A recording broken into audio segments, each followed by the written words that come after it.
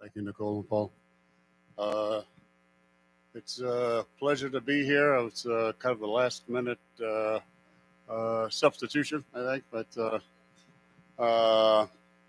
that's very powerful, Curtis. I think that message about loving without judgment, I think, frankly, is what helped me when I was on the street. So, um, story of hope.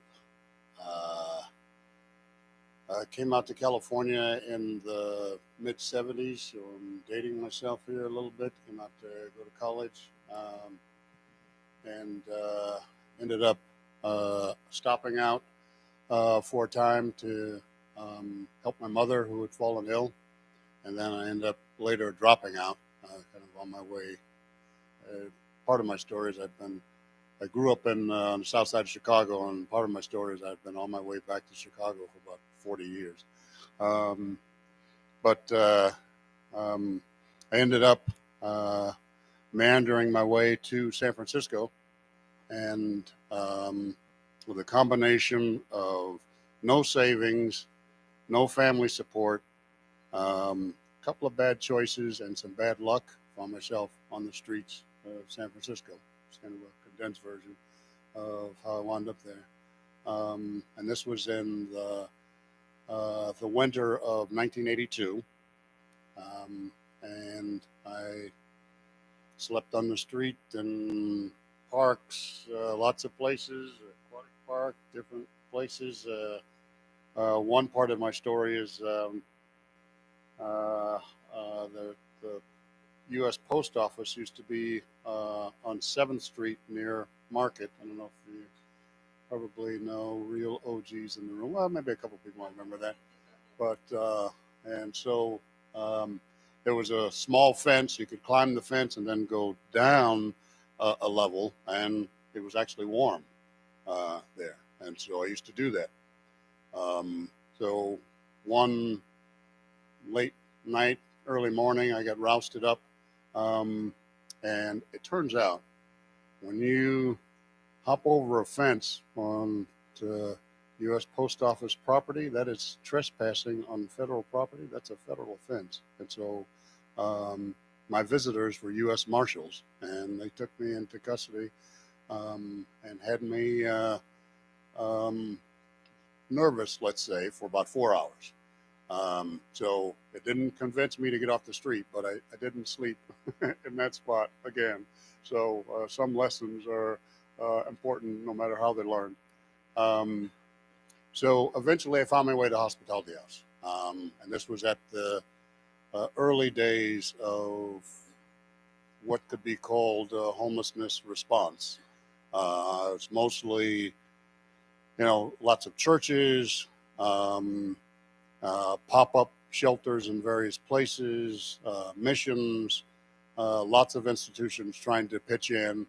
Um, and Hospitality House was one of the first um, organizations to open up an emergency shelter. And in those days, it was up to 80 men each night on mats on the floor.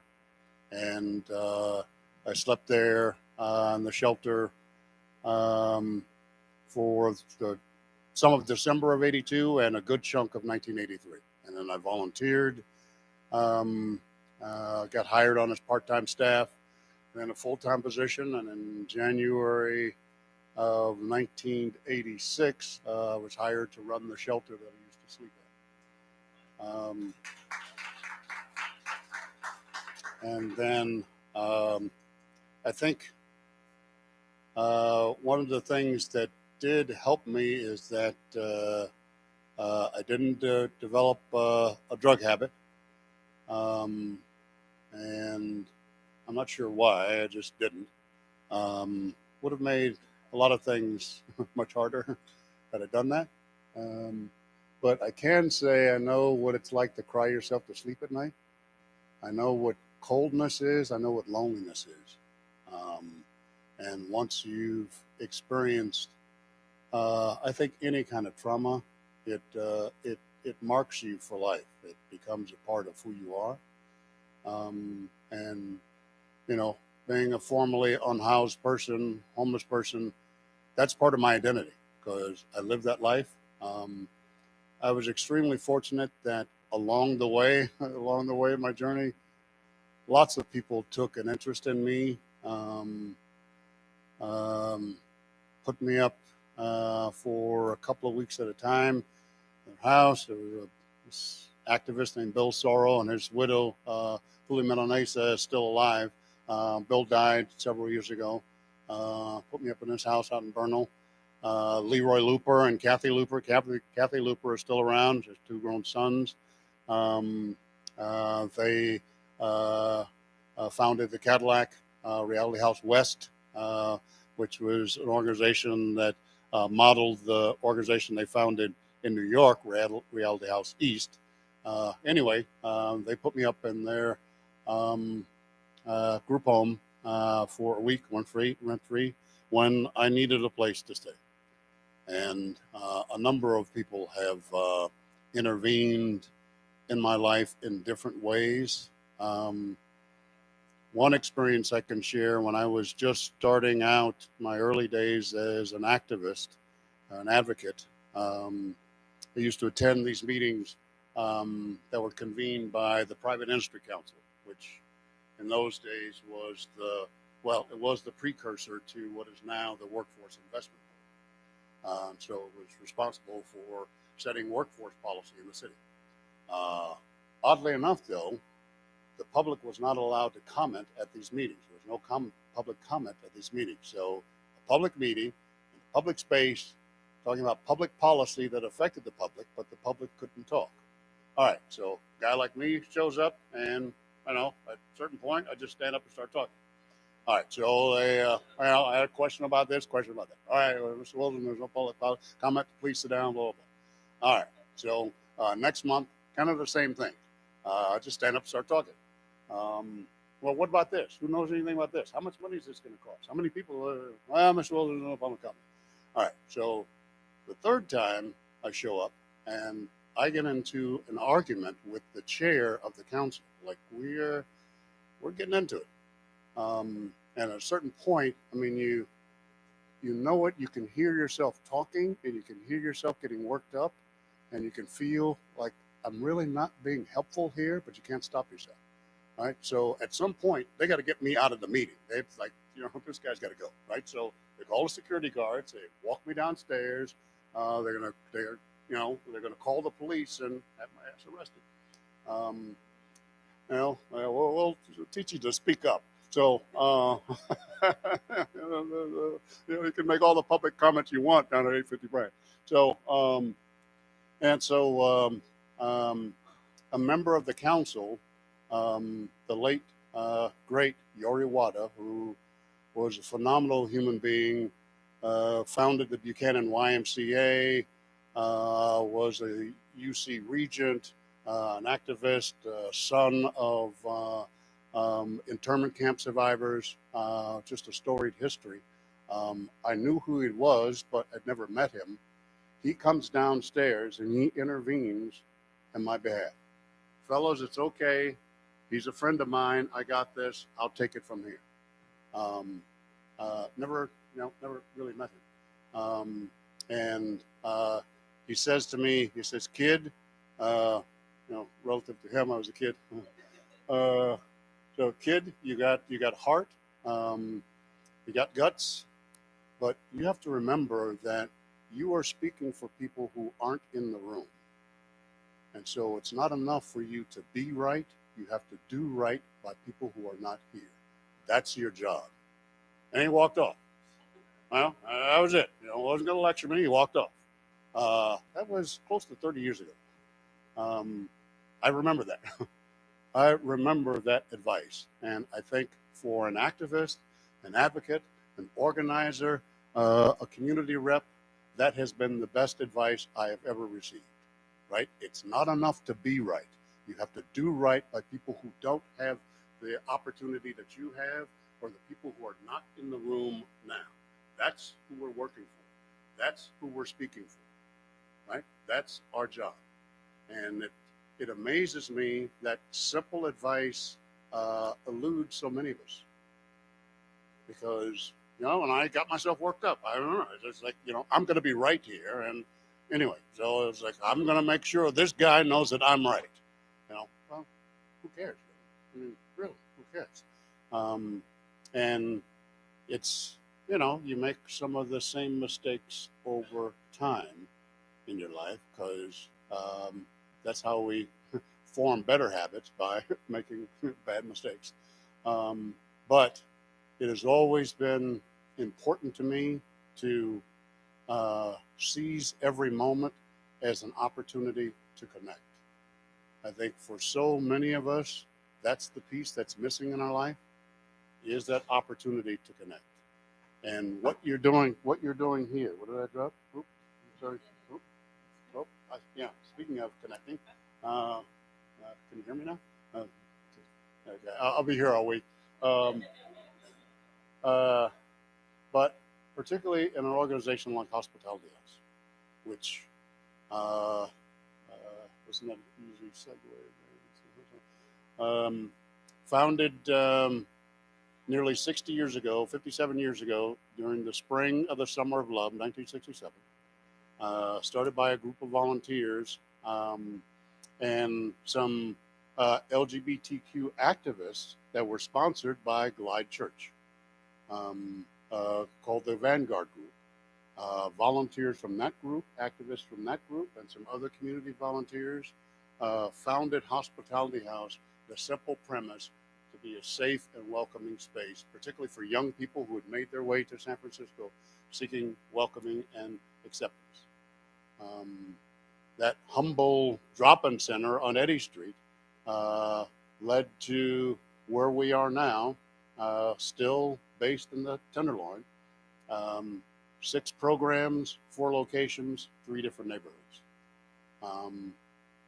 First and foremost, probably the emergency shelter, one of the city's oldest but smallest emergency shelters, up to 22 men each night. Open now 24 hours a day, 365 days a year.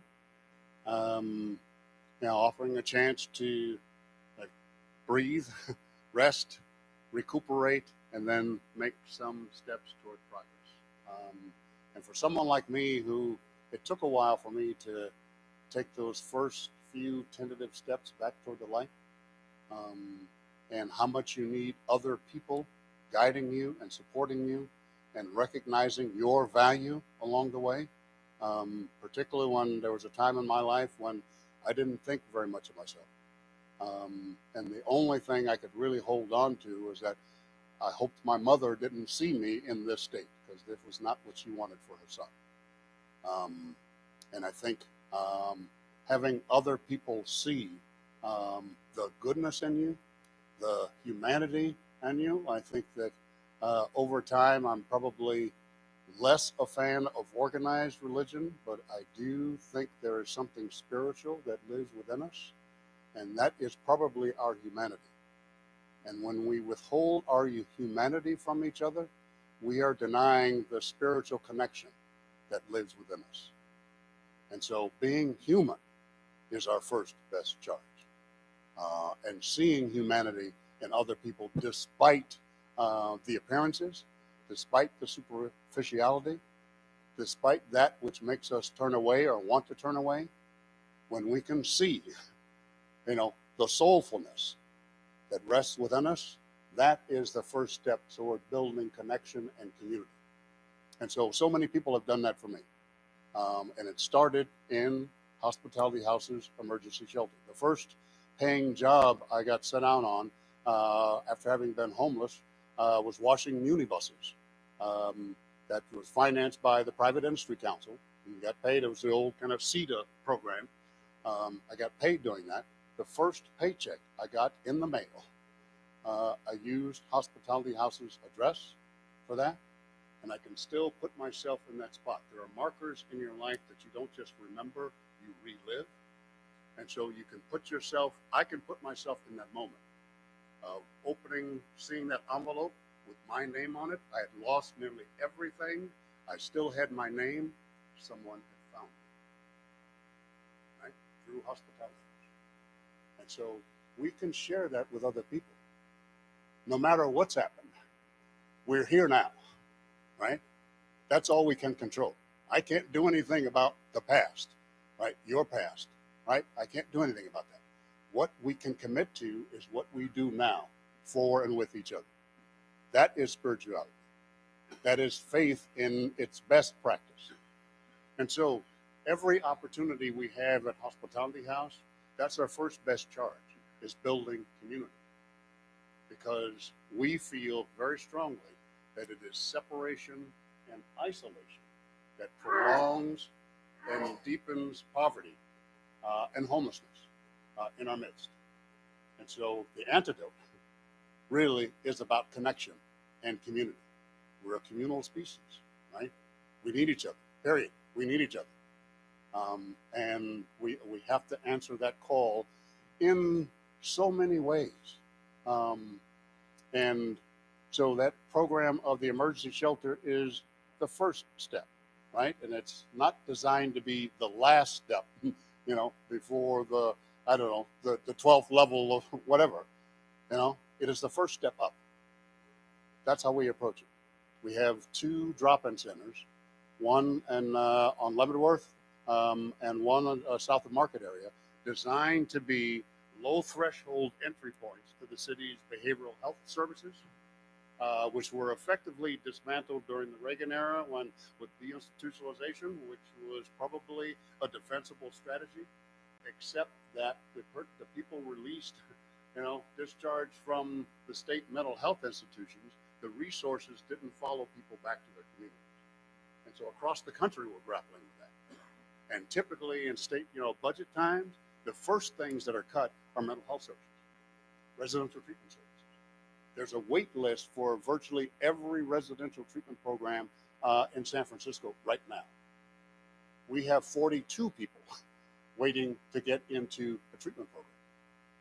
They're ready to make that move and they can't. And if you know anything about your work, like when people are ready to move, you have to be ready to move with them, right? Because you don't know what it took for them to get to that point, and you don't know how long you can keep them, right? And how long they can hold on to hope.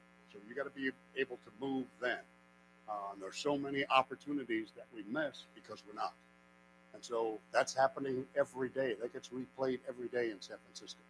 But those 2 drop-in centers collectively, and again, there's information about all of this stuff, see about 12 to 14,000 people every year, in those 2 communities, because people are out there and people are asking to come in. People are asking to get connected. And I can't tell you how frustrating it is to hear the more popular narrative that people don't want the help. Frankly, by and large, the help isn't available, right? And we lose so many people every single day because of that. And so we at least try to be a hub of connection and community and a constant source of hopefulness. I try not to lie to people. There's a wait list for just about everything, but you can stay connected here because we're here. There are support groups, individual and group therapy, community events. We activate the streets on a regular basis. We have our community arts program, which is also more than 50 years old. It's still the city's only free fine arts studio and gallery space for low-income and homeless artists in San Francisco. And so an additional point for that community arts program is that the artists keep 100% of the proceeds from the sales of their artwork, kind of celebrating the actual work of art. And I'll talk a little bit more about that when I get a chance. We have an art auction coming up, and operators are standing by to take a ticket of this. We have an employment program. Every 2 years, the city's required, from the feds, the Continuum of Care HUD office, to conduct a point-in-time count of homelessness on the street. For the past 8 years, the number one reason people become homeless, number one reason people cite for the cause of their homelessness is loss of a job. The number one reason people stay homeless is that the rent's too damn high. And so we make the connection between jobs and housing. So we have an employment program for the past 3 years now. 250 people have gotten full or part-time employment through our employment program, and increasingly, it's a greater and greater percentage of people getting more than entry-level employment. We just got 2 people this past year with a class B licenses. They finished truck driver school, and so they're eastbound and down. Yes. So what kind of jobs do you get them employed with? Will you get lined up with a certain industry or certain companies? How do you find jobs for the people that get through your workforce development program? A range of jobs. We have a number of people getting employed through the nonprofit sector, the healthcare field, the hospitality industry has taken a real turn for the worst, just climbing out of recovery from COVID. So it used to be our number one employer. It's now one of the fewest employers. But retail industry, lots of entry-level jobs, but increasingly we're forming partnerships with labor unions, HVAC, heating, ventilation, and air conditioning is a huge industry now and a huge need particularly in the nonprofit community space sector as we emerge from COVID. So we're having a number of people. Probably our first cohort is due to enter a training for that in January. We're really excited about that partnership. And I think the additional point for us with the range of employers, we have about 50 to 60 different employers that are, part of our job connection. One of the things that's pretty exciting for us is that increasingly employers are contacting us before they take a negative or disciplinary action against a new hire.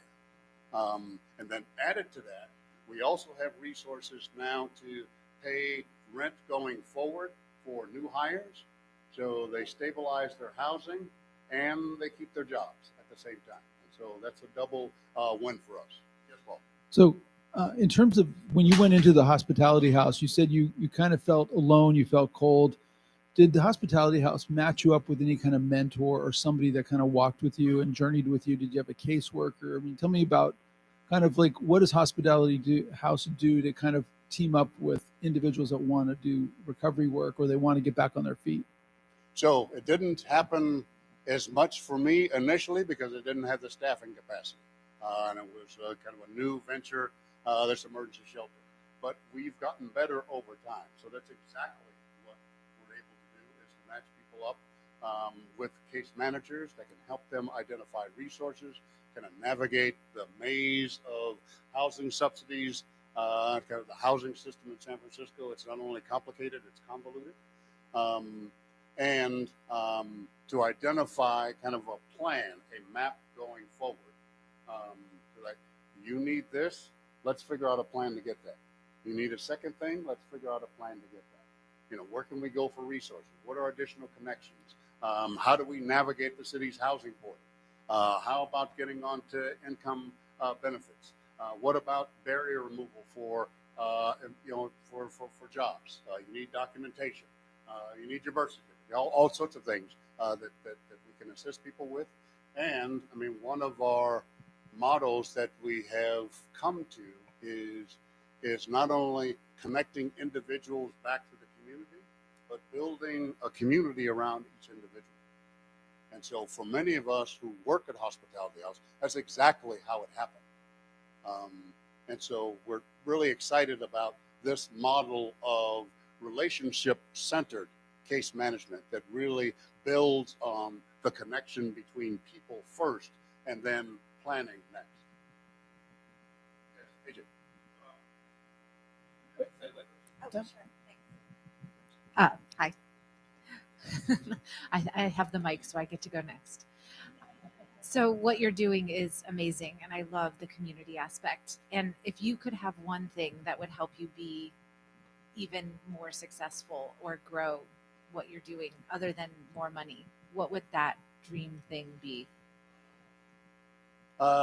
Ideally for us is having more hospitality houses in more places. As I think for us, what's happened over time is people have felt the power of reclaiming their own life, aspiring for something better. Gradually taking those, like I did as an individual, those tentative steps back toward the light, and finding acceptance, motivation, and support to do that. We have two people, so we have a 6-person senior directors team, which I'm part of that. 2 of the 6 were former lifers, meaning they were serving life sentences in prison. One of them specifically regained her right to vote while she was at Hospitality House. And then what did she do? The first time she could vote in an election, she took people to City Hall with her. Right? So if there's a lesson for all of us in this work, do what you're comfortable doing and then bring somebody with you. Right? That doubles. And that's what's happened for us. It's like every day there's magic, there's a connection that's happening somewhere.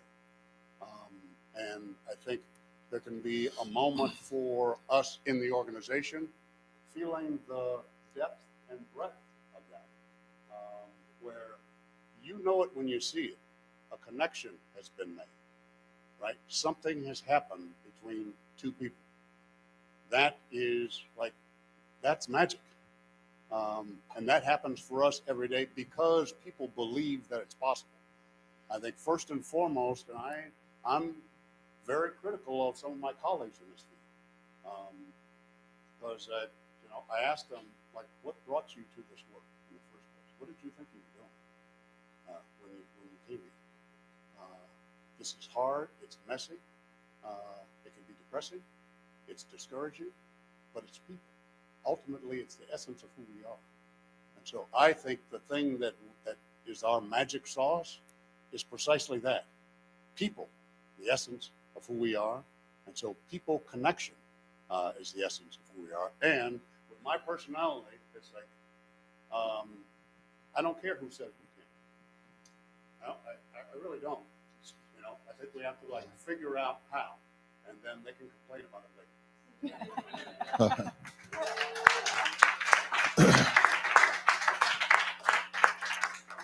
Yeah, I'm here. Joe, thanks so much. Amazing share. So we have an army of people coming into these programs in the city and across the country. And I'm wondering, in terms of the fail rates, people that get turned around and go back to the streets for whatever reason, are you guys tracking sort of what those top reasons that people don't make it through the programs have in common? Or is it addiction, or do they bump up against their trauma? The old stories come back. That's something I was told by someone in Los Angeles who works in a program for 30 years. What do you think it is that keeps those numbers low? Not on your side, but on the individual's side. Well, it's all of it. I wouldn't say we figured this thing out, not by any stretch of the imagination. But if there were one thing I could point to, I think the thing I talked about, community. It's the absence of connection. That's how people fall by the wayside. And so for us, even on a small scale, and it is on a small scale, community follows people wherever they go. Right? They never lose connection. Right? We have a cohort of people, a group of people that so 2 years ago, 2+ years ago, we were running one of the city's shelter-in-place hotels, 65-room hotel. And we had one of the highest placement rates into permanent housing than any shelter-in-place hotel in the system. And the reason that was true is because people felt that our relationship mattered. Right? We had an elderly woman. She'd been chronically homeless on the street for more than 40 years. And she was a handful. She was a handful. And frankly, she earned the right to be irritable because we had failed her in so many ways, right? We had not kept our promise. And so one day she leaves the hotel. We can't find her. We don't know where she is. She's gone for 3 days. And, the city's calling me saying, we got to give up that hotel room because there are other people out in the street. I talk to the staff and they convince me, we think we know where she went. All right, don't give up the room. We will find her. All right, the next day she comes back. They found her. A month later, she walks out of the hotel carrying her plant into her new permanent housing. Right? That's how it happens. Right? People have to believe it's possible. People have to believe it's worth that kind of effort. So again, in the 2-year period, 5 people died in the shelter in place hotel. I mean, I don't want to paint a rosy picture. I mean, the work is hard.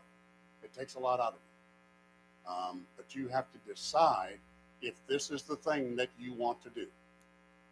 For me, it's the thing that I want to do. I don't much know how to do anything else, really, to tell you the truth, other than loving on people the way I've been loved on. I mean, that's my job.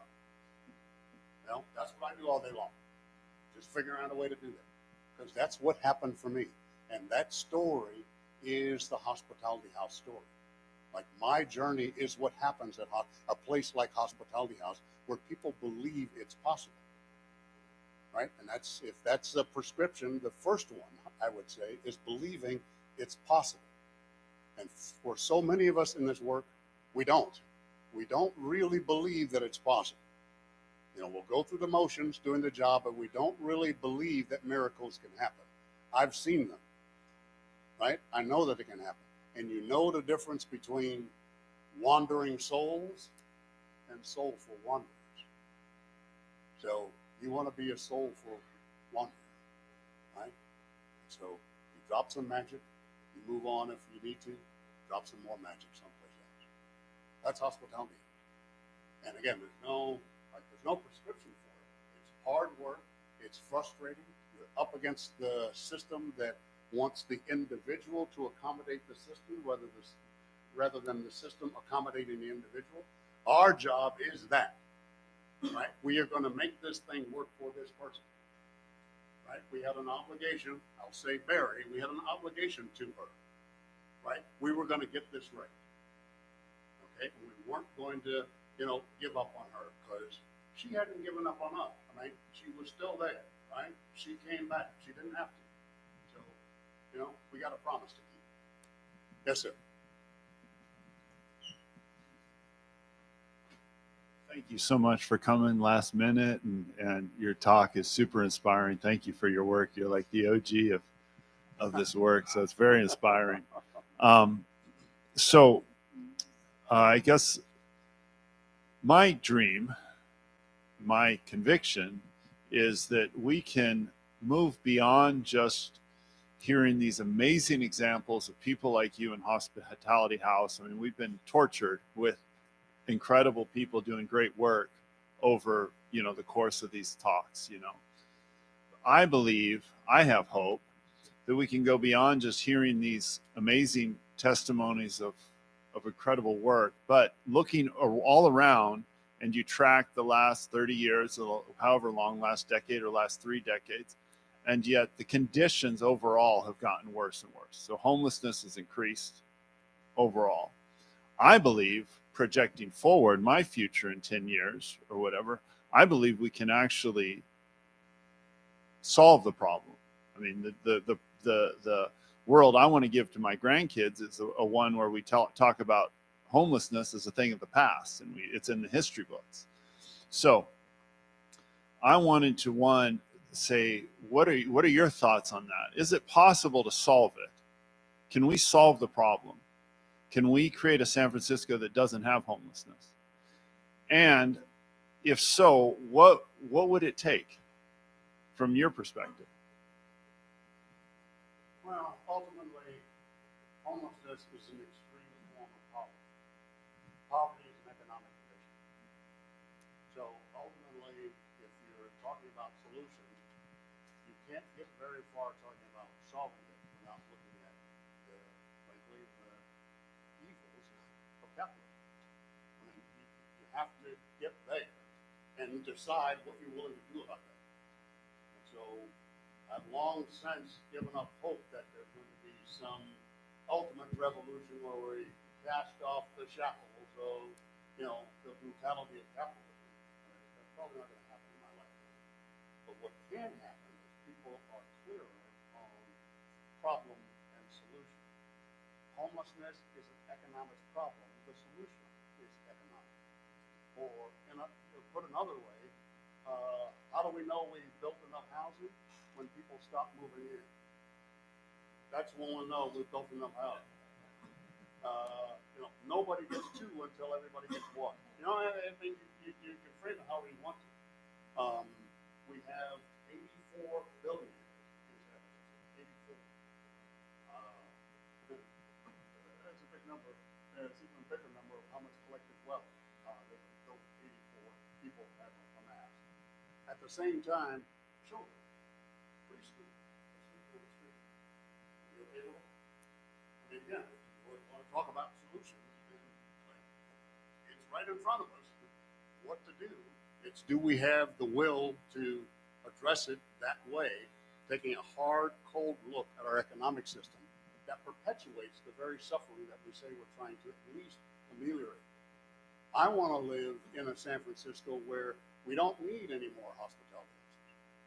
We have done our job, right? We can move on to the next thing. That ain't going to happen anytime soon.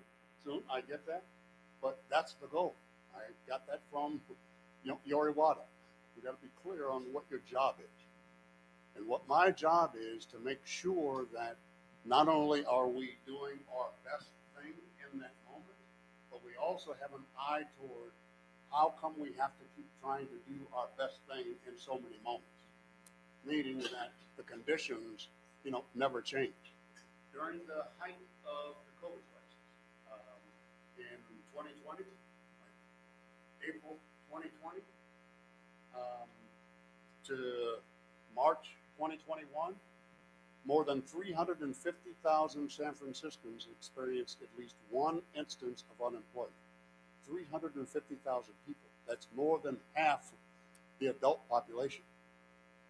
And so that means for us in the homelessness response system, our potential pool of homeless people is now 350,000 people. That's what it is. That's the reality we're dealing with. Right now, even with supposed low unemployment, there are 24,000 people unemployed in San Francisco as we speak right now. So what are we doing about that? I mean, people have a legitimate complaint to say, we're spending all this money and we haven't solved the problem. Well, like they say on the farm, close the barn door first before you go out in the fields and try to catch stuff to make sure nobody else gets out. We haven't closed the barn door. We still have a capitalist system that perpetuates this kind of misery and puts a price tag on what should be a public good, i.e. housing.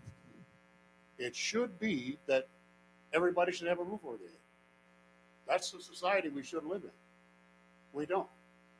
We spend, at this point in time, we're spending more than $100 million on weapons of mass destruction every hour of every day, 365 days a year. Right? So in barely a week, right, the Department of Defense spends more money than the city and county of San Francisco. The thing we look at is how much money the city and county of San Francisco spends without looking at some other thing. So I'm trying to, that's the answer, is to look at the choices we're making and the consequences of those choices or non-choices.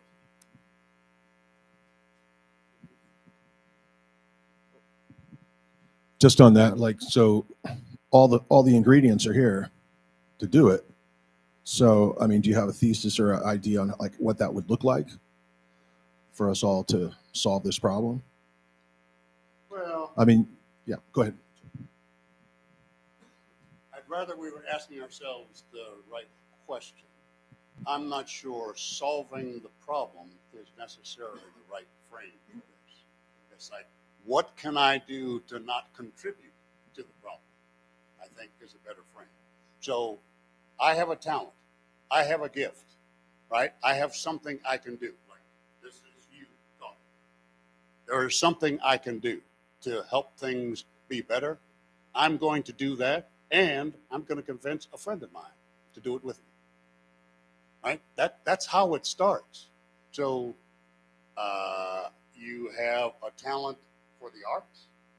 You have an enlightened employer. You have a group of people who are teachers. Right? You start going down the list.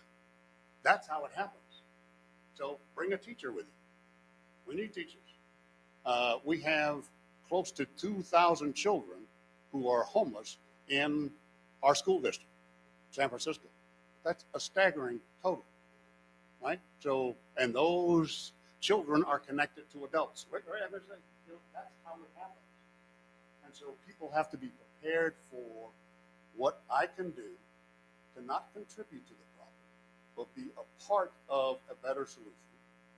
You have, someone, I don't know, you live in an apartment building or there's a vacant apartment, talk to your landlord. Could we offer this spot to a homeless family? Those conversations can happen. And there's the Nelson Mandela quote about the kid walking along the beach with the seashells, right?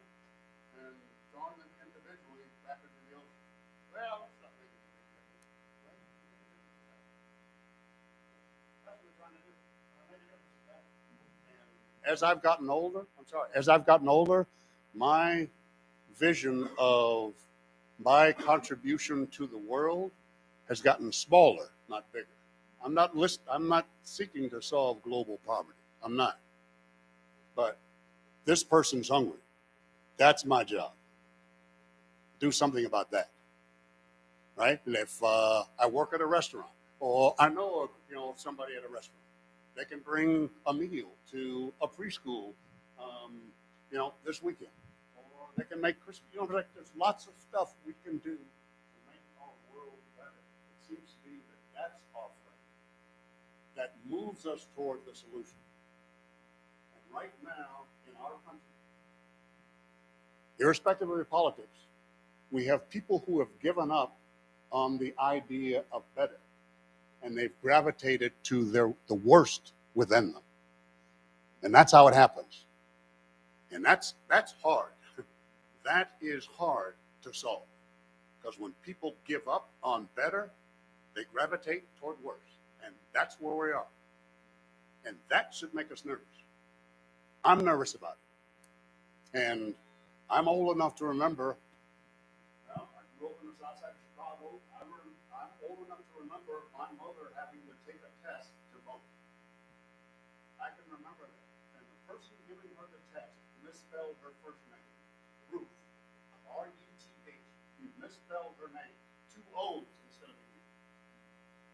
And so this idiot had the power over my mother in that moment. We made eye contact. Don't forget this. I have it. And so at this point in my life, I don't have the luxury of deciding how I feel about voting. Too many people got strung up and drowned and beaten to death. So I could have the luxury of deciding whether or not I feel like voting. So the least I can do is get up off my ass, right, and vote. Hold my nose if I have to. Voting is an individual act with collective consequences. Your Wallace advice, right? Do the right thing. Do right by people who aren't there. That's what you're voting for. I'm not voting for me. I don't have to do, it doesn't benefit me, but it benefits somebody I know. Even if I don't know them, there's collective benefit to my individual act. That's getting us toward the solution. Well said. So you mentioned this barn door idea. Like, what could we do to close the barn door? Well, a better tax system, or here's something concrete. The inclusionary ordinance for every housing development, there are X number of housing units that have to be set aside for very low income people. Right now, it's 13%, so it's about quite 13% actually. So it's about 1 in 7.5. So out of every eight units of housing we build, our market rate, one of them has to be affordable for very low income. We double that, we make it two. That's part of closing the barn door. Right? Double the improvement order. And I'm sorry, all housing is good. Some housing better than others. And housing that's affordable to very low income people is the best housing we can build. We're building the least amount of that housing. Why? Because housing production is a profit making venture. It's not a public good. So you got two things to think about. Can we do something about that? Turning this, a national movement to make housing a public good, and you can chip away at it. It's like the old AmeriCorps or Peace Corps. I mean, do it, a domestic Peace Corps. But, there's just lots of stuff that we could do if we felt it was possible. And I think for many of us, in our own way, we have lost the belief that it's possible. And we've drifted too, as much as the whatever. You can kind of guess my politics, I'm sure, but no secret there. But on the other side of it, people have gravitated to the absolute worst that they can think of because they've given up on the best. They don't believe it anymore. It's not possible. It's not going to happen. So we better get ready. With, every home gets a bazooka. That's in the Constitution. I'm sorry. So That's right. Sorry. I have one more question to tag on. Did you have something that was going to tag on to what he's talking about now? Sort of. As I mentioned in our conversation yesterday and a little bit today, we are in the process of building an interim housing community for 20 residents in Oakland. Because we believe that the interim housing is really the bottleneck, to getting people moving towards permanent housing. And there's a lot of really great projects here in the city that are such as Dignity Moves at 33 Goff and now Mission Cabins. And so we're building kind of a model similar to that. What advice would you give to our community as we're building this community in Oakland? Don't apologize for being small. Being small for baby. We're small organizations, and my watch probably I'm not going to get too big. It's not. So don't apologize for that. I think what is the essence of community? Is that people having multiple opportunities or kind of a range of choices to do things together. That's what those communities. It's the old, like the Montessori model of education, right? Like you surround the classroom with all this stuff, and then just see what happens, right? But it's not accidental. It's very intentional what's in the classroom, right? And what the sequence is, and the older kids mentoring the younger. You can set those things up, and you can actually do it better, right, in a smaller environment. Just these small, active clusters of connection and community. And I know this is kind of a web-based discussion here, but from my perspective, as many opportunities as you give children a paintbrush, rather than a laptop, you should be doing. Right? That's what I would be doing. And, putting books. We have a free lending library at Bolton Robinson. People will sometimes steal the books. Well, there are worse things in life than people stealing free books. Go ahead, Tim. Have you ever considered running for political office? And what's your thoughts for or against it? Or for you, like have you considered? And I'd love to Short hear answer is yes. It's not my best place to be. And it's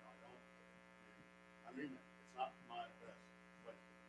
And part of it is, and particularly, probably if I were to make, if if I would have made that decision, it should have been 25, 30 years ago. Now I'm just far too impatient, right? Just far too impatient. And so, well, yeah, they kind of lead me out, with my, the jackets that, take your medicine, Joe. And so, yeah, I mean, I really believe it. But from the outside in, I think I can influence people. And being at the helm of Hospitality House is really the perfect job for me in that, I've constructed a board that, well, they know what they're getting when they hired me, right? This is the dude you're betting on. So be clear. Don't start crying now, because this is the guy. I think being open enough to see how people can thrive if we believe that they can thrive. And I said that is still very dear to me. Is that somewhere along the way, when I had given up hope, someone saw hopefulness for me. They saw hope in me. That's what matters. So again, politics. I mean, there are, I know people almost got recruited to do something, and I'm glad I didn't.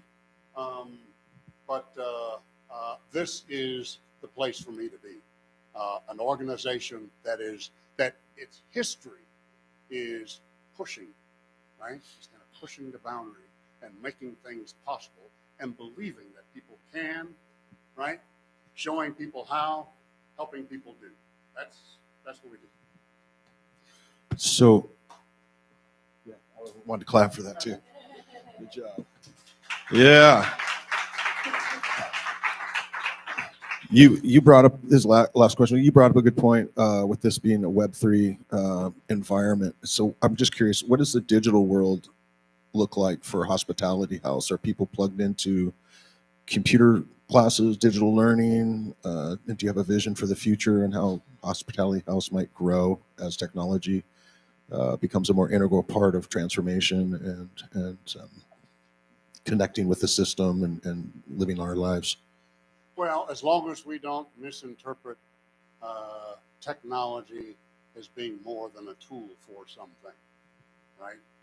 It is not replacing, right? And I think in so many ways, people are slightly unclear on that. We have an employment resource center with access to computers, giving people online accounts so they can do their own thing, fill out their own applications, do their own, self-paced learning. I mean, we're doing that, and we need help with that.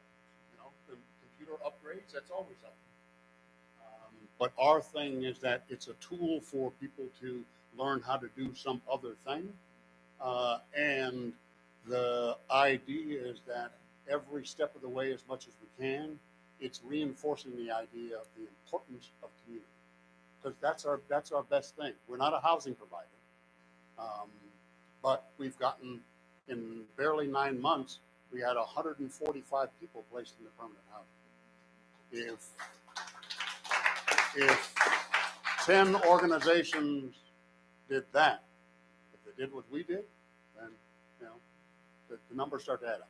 And so, again, just being clear on, you want people to have this tool so that it unlocks some other door. Got one more question back here.